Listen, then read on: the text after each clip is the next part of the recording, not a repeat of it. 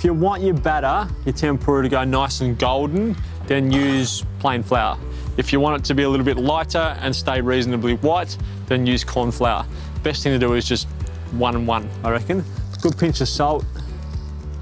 Then soda water, cold soda water and ice. So now I can make my tempura.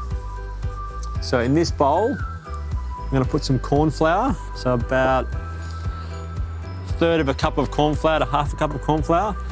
Same with plain flour. Put that in. Now if you want your batter, your tempura to go nice and golden, then use plain flour. If you want it to be a little bit lighter and stay reasonably white, then use corn flour. Best thing to do is just 1 and 1, I reckon. Good pinch of salt. Then soda water, cold soda water and ice. And I just want to mix that till I end up with a thin batter. So you're looking for pure cream thickness for your batter. Why soda water and why ice? You want your batter to be nice and cold. Soda water gives you some bubbles, so when you're cooking it, those bubbles sort of build up in the batter and you get that nice, light, fluffy batter.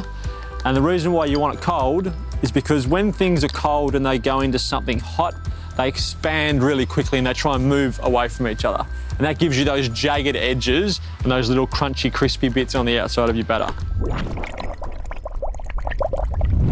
So tempura is not my specialty, but physics is. And I know from physics that if you take something cold and you heat it up, it expands. That's really handy for tempura batter because the batter is full of little air bubbles, which when you dump it in hot oil, the outside will solidify quickly and those bubbles will get trapped, which gives you a really crunchy, fluffy tempura batter.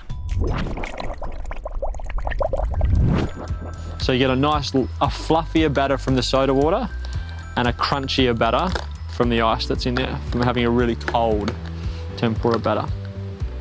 Okay, that's sort of the thickness I'm after. So sort of that cream thickness.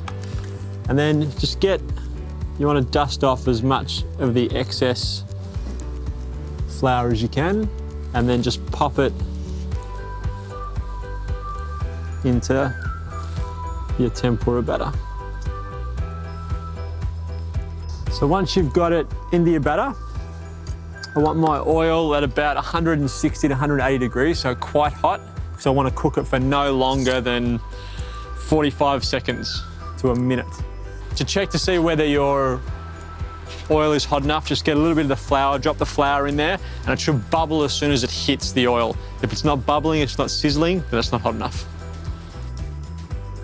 So that nice thin coating of batter on the outside is what I'm after. And then once my oil gets up to temperature, I'll just pop that in there, 45 seconds, strain it onto a bowl that's lined with some paper towel, season with some salt, and enjoy.